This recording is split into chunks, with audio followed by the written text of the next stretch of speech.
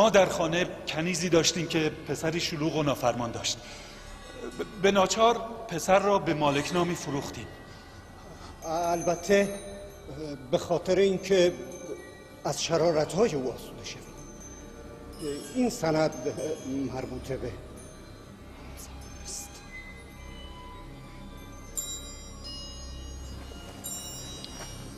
بنیامین، اینها چه میگویند؟ خیرالی جناب، ما هیچگاه برده‌ای با این نام و نشان نداشتیم.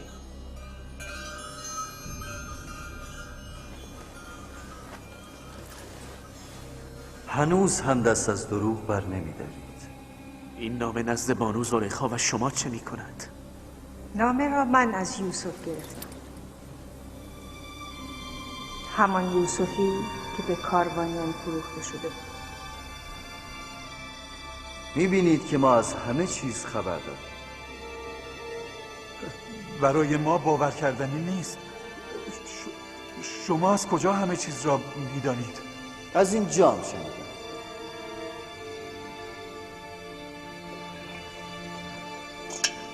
آن را می‌شناسید؟ همان جامی است که از بار گندم بنیامین پیدا شد. این جام با من سخن میگوید. این جام سخن میگوید؟ او با این صدا همه چیز را به من گفته است.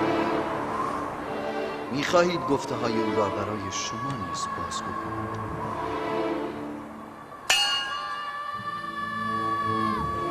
جام میگوید یوسف را برادرانش ضرب و شتم بسیار کردند و او را به سختی مجروح کردند.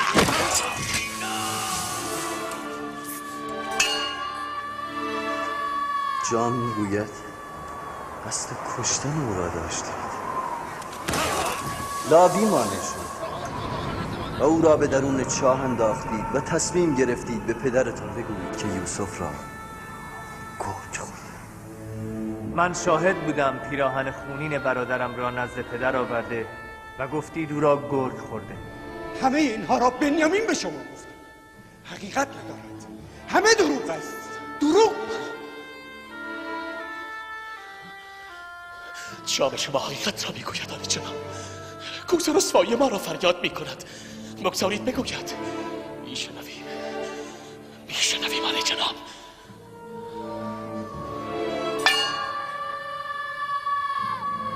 شما برادرتان یوسف را به کاروانی که او را از چاه بیرون آورده بود 18 درهم فروختید. شما برادرتان را به بردگی فرستادید، غافل از اینکه او به میل خود میرفت، چرا که میدانست رسالتی بزرگ در پیش دارد. کاروانیان یوسف را در بند کرد و به بردگی به اینجا به مصر آوردند و او را در بازار برده فروش ها فروختند. من مالکم، همان که یوسف را از چاه بیرون آورد. خریدار یوسف. به خاطر می آورید؟ اجازه دهید بقیه سخنان جام را من ادامه دهم. پوتیفار صدر اعظم مصر یوسف را خریداری کرده و او را به همسرش زلیخا هدیه می‌کند. یوسف را به شما هدیه داد؟ آری، من سالها مالک یوسف بودم. او در قصر من بزرگ و برومند شد.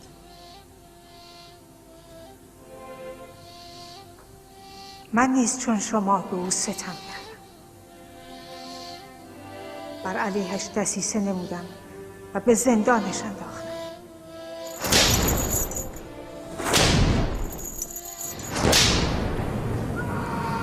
خداوند مرا ببخشید.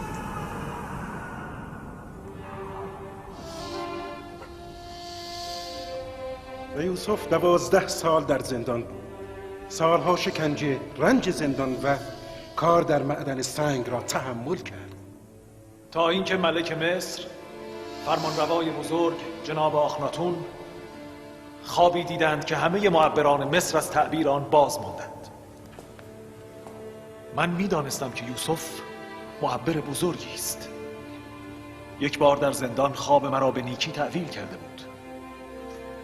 خواب ملک مصر را برای یوسف گفتم و او به خوبی تعویل کرد.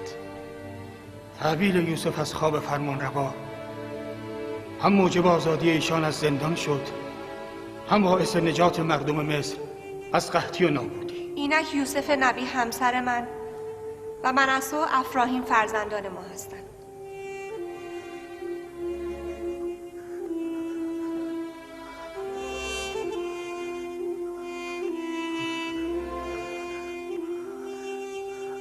و آن یوسف اینک عزیز مصر است.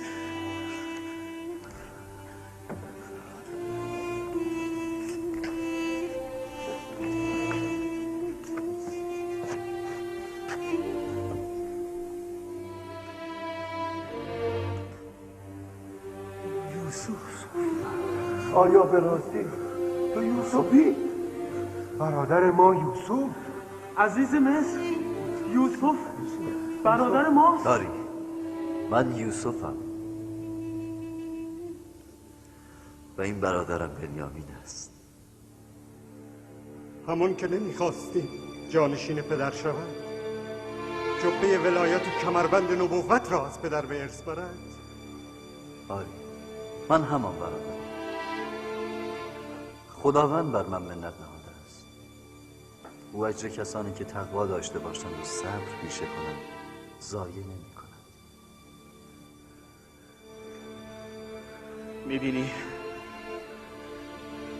میبینی که سرفکنده و شرمساری.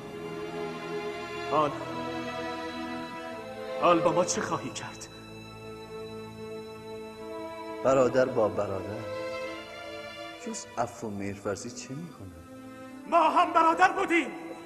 پس چرا با تو این گونه ستم کردیم یوسف؟ من گذشته را فراموش کردم. همانجا درون 4 شما را بخشیدم.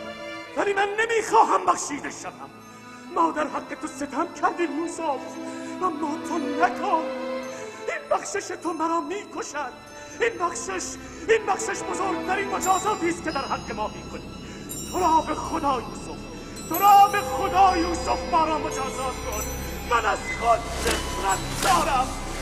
خود نفرت دارم یوسف. شاید این مجازات قطعی از گناه را پاک کند. این بخشش برای من از هر مجازاتی سنگین تر است. به راستی مجازات می‌خواهید؟ آری نور چشم برادر، اگر مرا مجازات نکنی بلایی بر سر خود خواهم آورد. حال که مجازات می‌خواهی پیش بیا.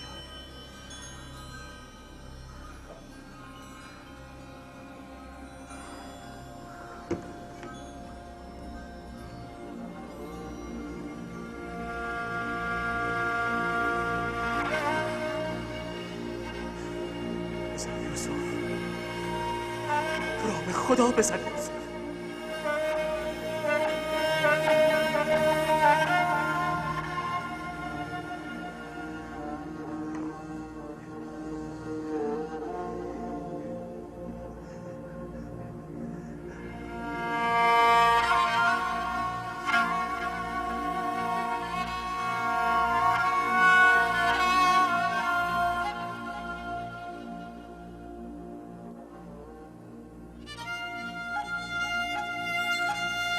من هیچگاه از تو و برادرانم کینه‌ای به دل نداشتم. به خدا سوگند سخت‌تر از این نمیتوانستی مرا مجازات کنی. اگر با آن همه گناه مجازات نشوم، بیم آن دارم که مرتکب قتل نفس شوم. من خود را نابود خواهم کرد. تو را به خدا تنبیهی، تو را به خدا مجازاتی. من دیدم که برادرانم با تو چه کردند و دم نزدم. من سالها دم فرو بستم و حقیقت را از پدر کتمان کردم. بگو جلاد بند از بندم جدا کند. بگوی با ضرب تازیان دیو گناه و درد خوبی را از وجودم بیرون کند. این شرم را می کشد. این شرم را می کشد. آرام باش لاوی. برادرم. برخیز.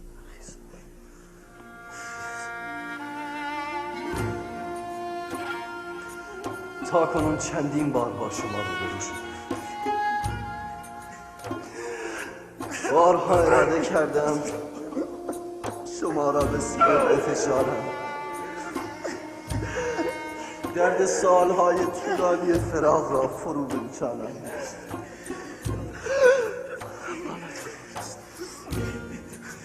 یعنی اجازه نداشتم. اما همه وجود شما برادرم را دوست دارم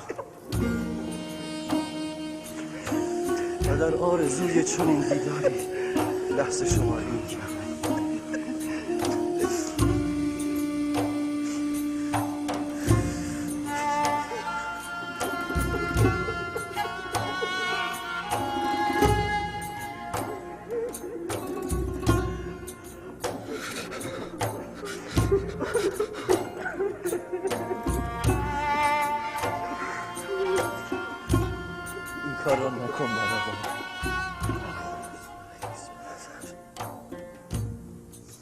من احساس شرمندگی میکنم.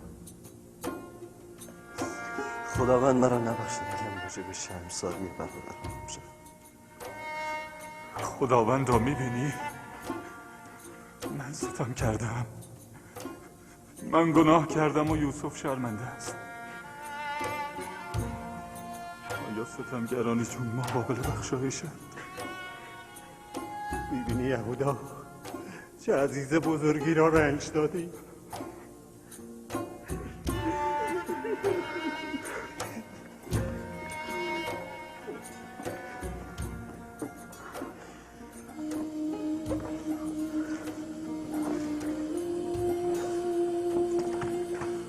بنیسم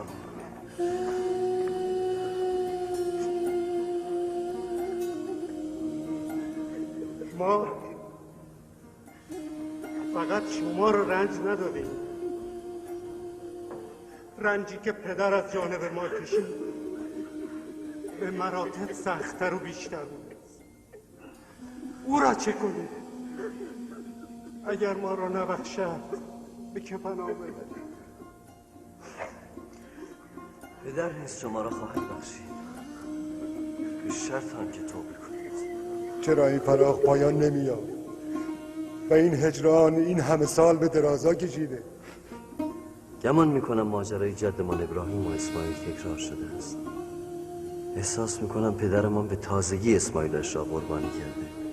از همین روی خداوند میخواهد اسماعیلش را به او باز کرد.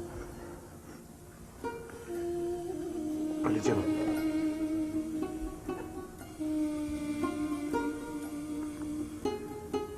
چه کسی این پیراهن را به پدر میرساند؟ من. اگر بتوانی بینایی پدر را به او بازگردانی، فکر میکنم بخشی از خطای خود را جبران کرد. اگر بتواند، که البته آن هم غیر ممکن است. اراده خداوند هر غیر ممکنی را ممکن میکند. برخیزید. این پیراهنی است که از جدمان ابراهیم به اسحاق، از ایشان به پدرمان و سپس به من رسیده است. لاوی، راه بیفت را به پدر برسان، بر دیده او بیفکن، به خواست خداوند پدر بینا می شود. به نزد پدر برو و بگو تمام بنی اسرائیل بستگان را جمع کرده با خدم و حشم و وسایل زندگی به سوی مصر حرکت کنند. من با خاتون فرمان روای مصر صحبت کردم و تصمیم دارم شما را در منطقه مناسبی از منفیس اسکان دهم. کوشن بهترین منطقه منفیس است. قصد دارم برای بنی اسرائیل در آنجا شهری بنا کنم.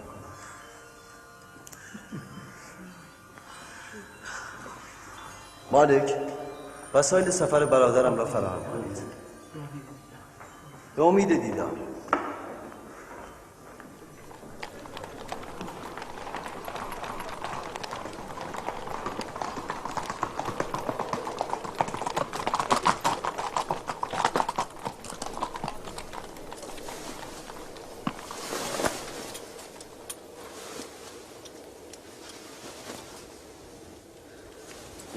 شفای چشمان پدرم در گرو این پیراهن است. عجله کن، زودتر آن را به یعقوب نبی برسان.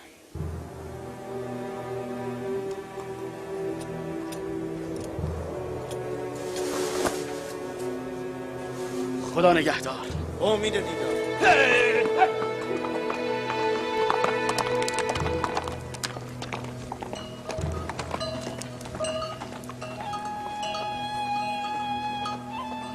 آری فرزندانم، دنیا تنها کنعان نیست. شهرهای بسیاری دیگر و فرمانروایان زیادی در دنیا حکومت می‌کنند. اما روزی خواهد رسید که جهان تنها یک حاکم و یک حکومت خواهد داشت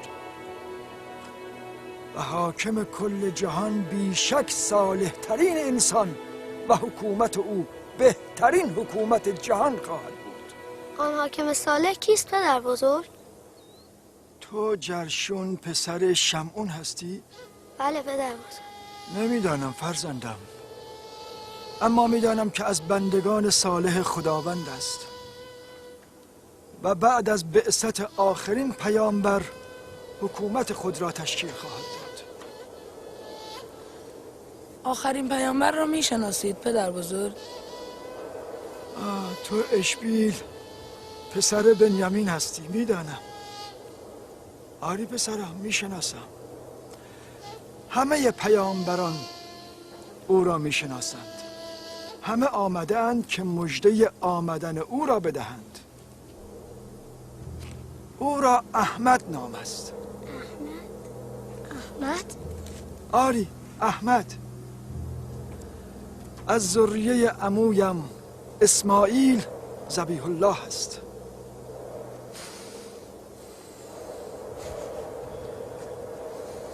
چه بوی خوشی!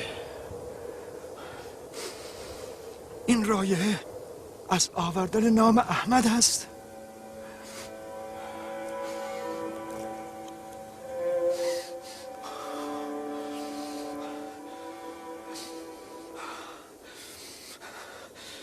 من بوی یوسف را استشمام می کنم. چه گفتید پدر؟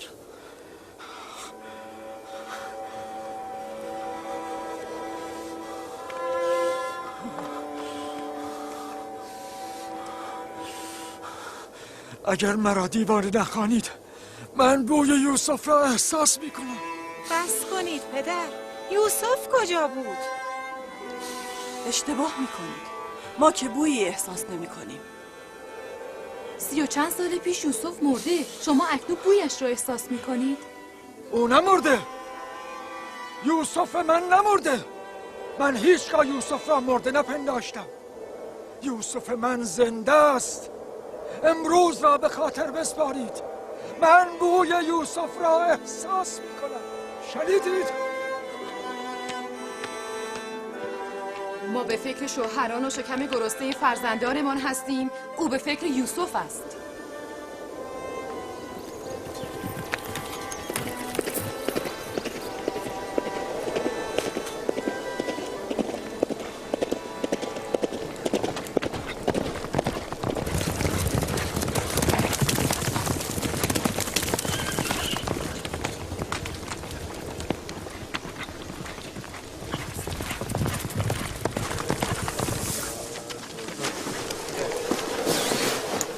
سفر خوشی داشت.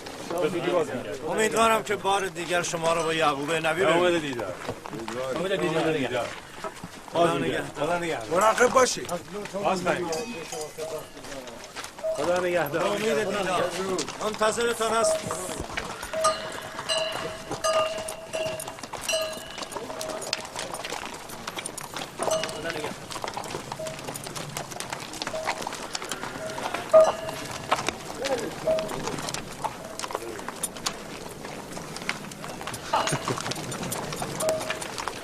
خدا نگهدار.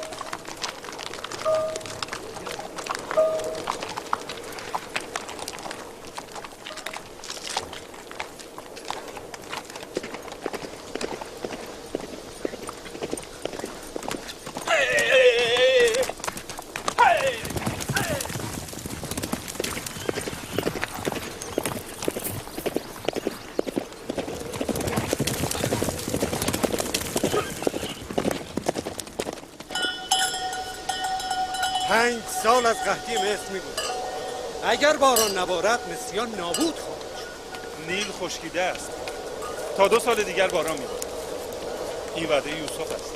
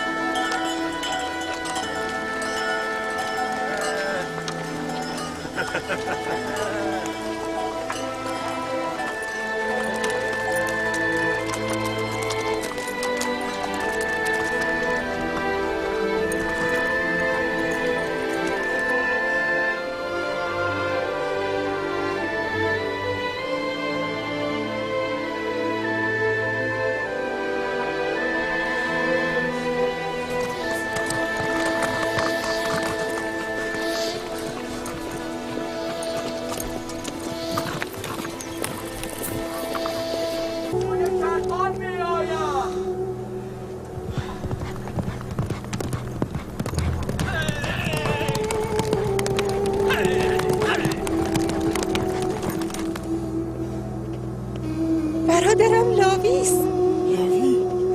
لاوی برگشت.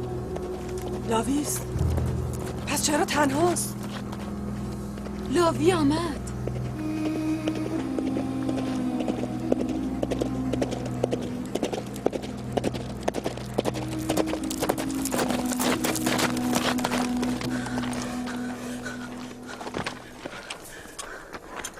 سلام پدر. سلام پسرم. خوش آمدید. سپاسگزارم. سلام پدر. لاوی تویی پسرم.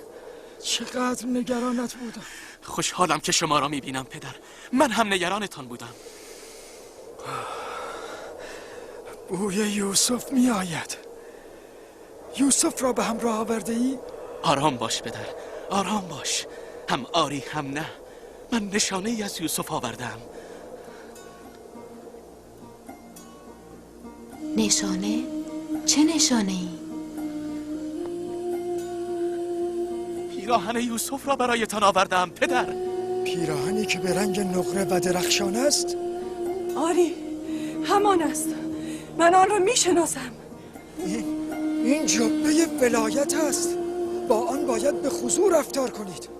این پیراهن از جدم ابراهیم به پدرم اسحاق و از ایشان به من رسیده. این باید نزد یوسف باشد. آن را از کجا آورده ای؟ یوسف این پیراهن را به من داده پدر. یوسف؟ چه گفتی پسرم؟ من درست شنیدم. یوسف را چه شده؟ یوسف را چیزی نشده پدر. ما یوسف را یافته ایم. برادرم یوسف همان عزیز مصر است. عزیز مصر یوسف گمگشته ماست پدر. پدر شما را چه شده پدر؟ شما را به خدا نگران نباشید. چیزی نیست. یا نبی الله چه شده؟ چیزی نیست. پس خودش کجاست؟ من از این پیراهن آوردنها خاطره خوشی ندارم. پیش از این 1 بار پیراهن خونین یوسف را آوردید اما خودش نیامد. این بار هم پیراهن یوسف را آورده اید بدون خودش. وای، یوسف را نمیتوانستم با خود بیاورم چون او عزیز مصر است. گفته بودم این پیراهن را از خود دور نکنم. چرا او را به تو داده؟ به خاطر شما آن را از خود دور کرده. گفت این پیراهن میتواند پدر را شفا داده و دیدگان شما را بینا کند پدر. این پیراهن شفا میدهد. نگفتم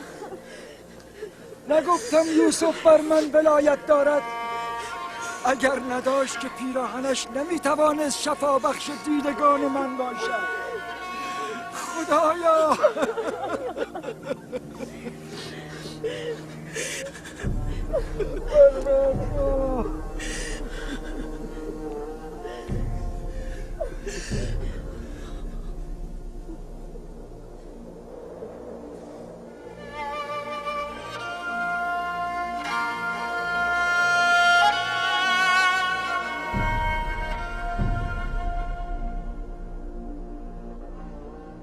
عشق چه ها که نمی کند، عشق چه ها که نمی کند. مبارک است یعقوب. 10 روز است که من بوی یوسف را احساس میکنم. همه میگفتن دیوانه شدم. آنها با عالم عشق بیگانند. پیراهن یوسف 10 روز پیش از مصر به سوی تو آمد. من از 10 روز را بوی یوسف را ادراک میکنم. بیشتر از چاه یوسف گذشتی و بوی یوسف را احساس نکردی. پس چرا امروز از این راه دور؟ آنگونه که امروز مقام و مرتبت ولایت را درک میکنی، آن روز نمی کردی. پس درست فهمیدم، یوسف بر من ولایت داشت. آری، تو در فراق ولی مویه می کردی و همین مویه و انتظار تو را به جایگاهی والاتر از گذشته رسانده است. عشق به ولایت هر دیده ای را بینا می کند.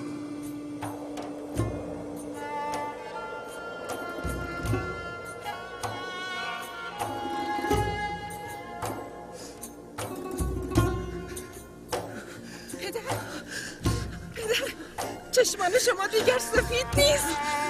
من شما را میبینم. شما میبینید پدر؟ فرزندم، پیراهن یوسف و عنایت پروردگارم دوباره مرا بینا کرد.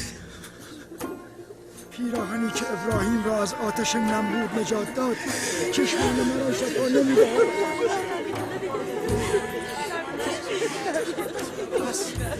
پس برادرانت نگران نباشید، بیایید پدر. یوسف چه؟ یوسف هم با آنان است؟ نه پدر، ما به دیدار او خواهیم رفت با تمام اعوان و امثال خود. پروردگارا، سپاسگزارم. خدایش نبی خدا میراست.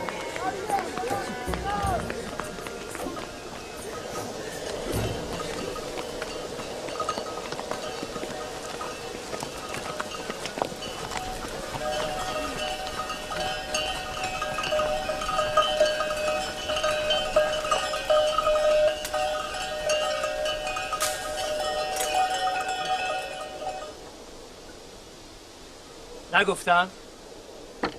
پدر اینجا نیست. اینجا کلبه احزان است. پدر که دیگر محزون نیست. حتما چشمان پدر بینا شده و پس از سالها دوباره به خانه بازگشته است. همینطور است. چون میدانستم که امروز شما باز میگردید منتظرتان ماندم. سلام پدر، شما اینجا هستی؟ سلام عزیز پدر. خوشحالم از اینکه دوباره شما رو میبینم. پدر، چشمان شما بینا شده. شما میبینید. این از معجزه پیراهن برادرت یوسف است پسرم. سلام پدر. درود بر نبی خدا. سلام پدر. چشمان پدر میبیند. چشمان پدر بینا شده. بینا شده. چطور؟ سلام بر نبی خدا. درود بر تو. پدر. سلام پدر. سلام.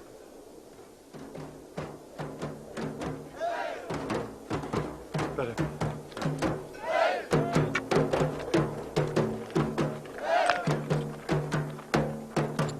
حق دارد ما را نبخشد و از ما دیده باشه.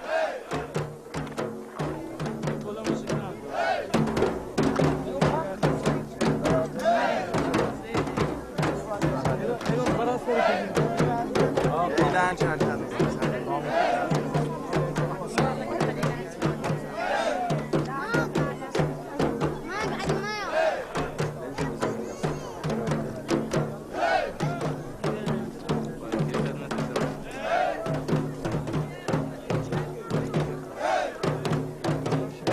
خوشحال نیستی؟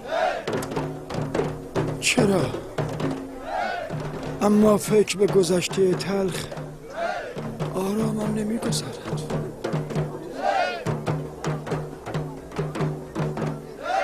پدر ناراحت است؟ طبیعی است، مخصوصا که حالا فهمیده از فرزندانش چه خطایی بزرگی مرتکب شده‌اند.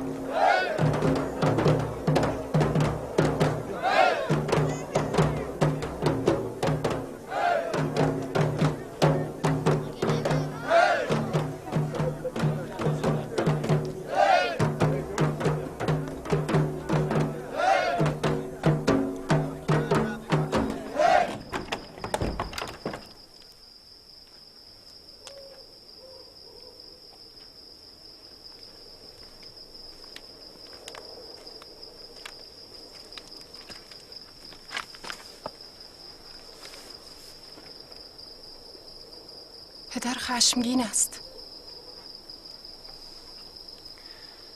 خداوند را شکر میگویم که در خطای برادرانم شریک نیستم. چقدر به شما گفتم توبه کنید، چقدر گفتم حقیقت را بگویید و مرا از اندوه نجات دهید.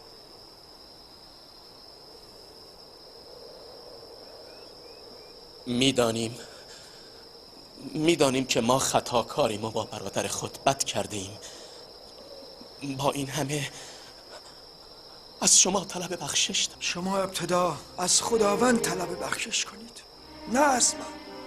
اگر از ترس رسوایی بین مردم نبود پیش از اینها اقرار میکردیم. ترس از نفرین شما مانع افشای حقیقت بود، وگرنه میگفتیم. خداوند که بر اعمال شما آگاه بود.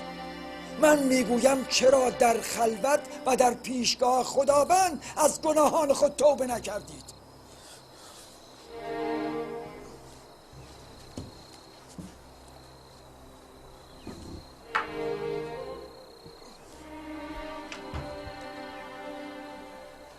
این پیراهن را میشناسید؟ پیراهن خونین یوسف است. این را برای چنین روزی نگه داشتم، روزی که حقایق برملا شود. شرم نمی کنید؟ این چه ستم بود با پدر؟ شما که گفتید یوسف را گرگ دریده، پس چه شد؟ یوسف که زنده است. میخواستید مانع سروری و برتری یوسف شوید ها؟ ایستادگی در برابر اراده خداوند؟ شرم نکردید؟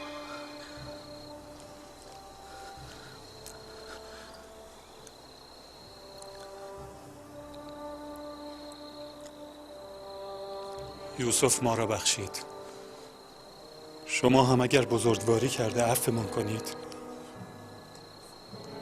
بیشک خداوند نیز از ما خواهد گذشت. نزدیک به 40 سال مرا رنج داده اید، اینک با یک بار طلب مغفرت توقع بخشش دارید. بروید تا مدتی در انتظار بخشش سپری نکنید شما را نخواهم بخشید. یعنی شما آنها را نخواهید بخشید؟ اینها قدر بخششی که به سهولت حاصل شود نمیدانند. نگران این باش که خداوند آنها را نبخشد.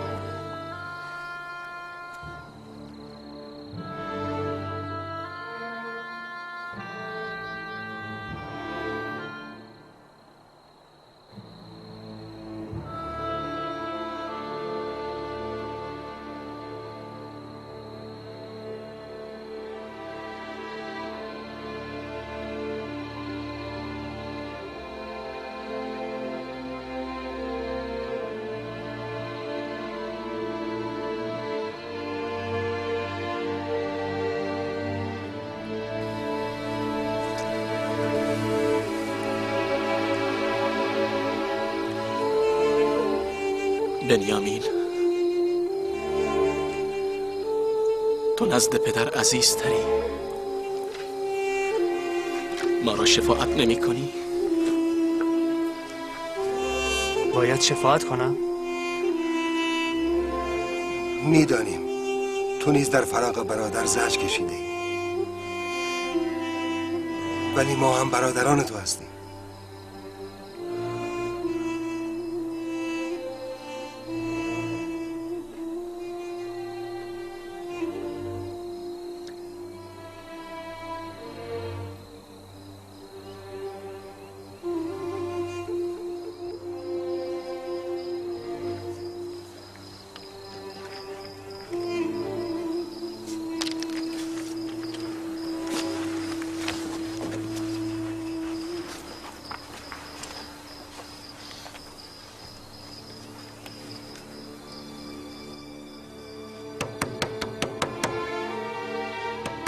چه می‌خواهید؟ با خونی که بر دلم کرده اید و خونابه‌ای که سالها از دیدگانم روان ساخته اید به این زودی توقع بخشش نداشته باشید. شاید گذشت زمان دل زخم خورده‌ام را بر سر مهر آورد. پدر، من هستم، بنیامین. داخل شو.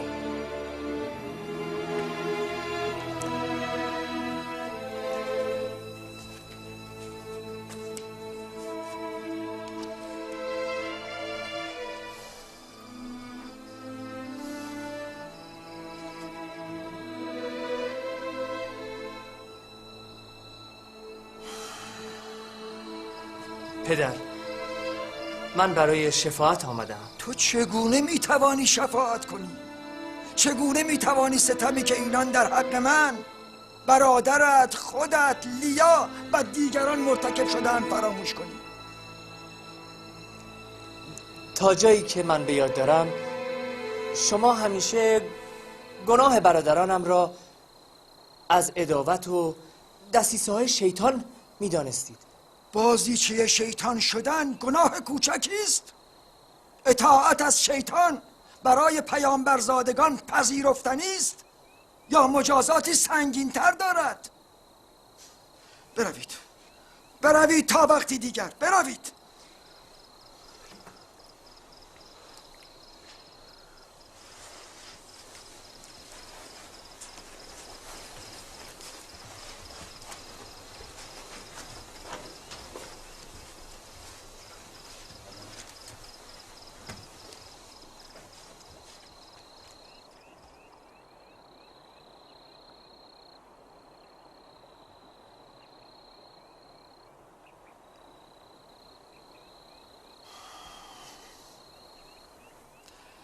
نزدیک 40 سال چون مرغ سرکنده در جلوی چشمانشان پرپر زدم. در فراق برادرت اشک ریختم، دیده سپید کردم، اما هیچ یک بر من ترحم نکردن. اگر یک کلام، فقط یک کلام گفته بودند همه رنجای من پایان میافت. مرا ببخش پدر. اگر اصرار نمی کردند به شفاعت نمی آمدم.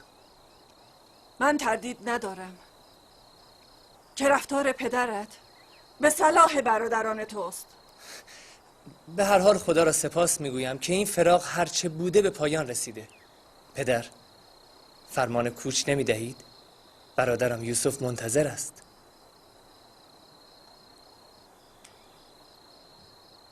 ما باید به مصر برویم؟ با همه اولاد و نوادگان و اموالمان. برادرم منطقه بزرگی از مصر را در نزدیکی منفیس به ما اختصاص داده.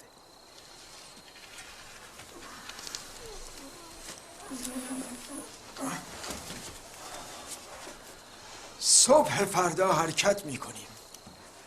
بگویید همه بار ببندند و آماده سفر شوند. بگویید لباسهای نو بپوشند، خود را آراسته و مرتب کنند تا یوسف در برابر بزرگان مصر شرمنده نشود. ممکن است آنان طعنه بزنند که قوم تو بی چیز و بی نوایند. میفهمم پدر. ممکن است زهد ما را فقر تعبیر کنند.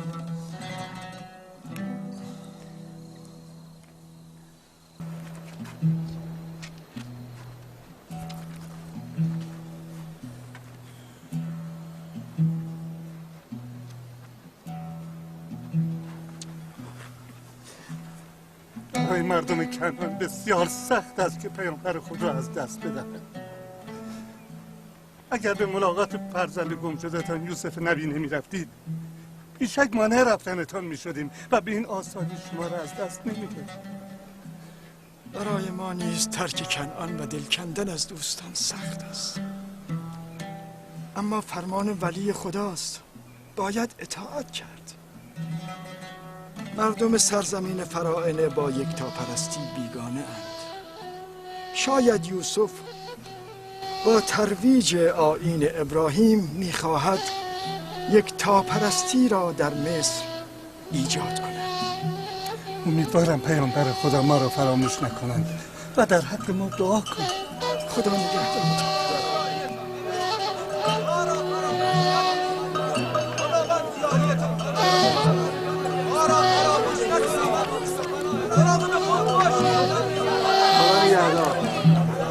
خدا نگهدار.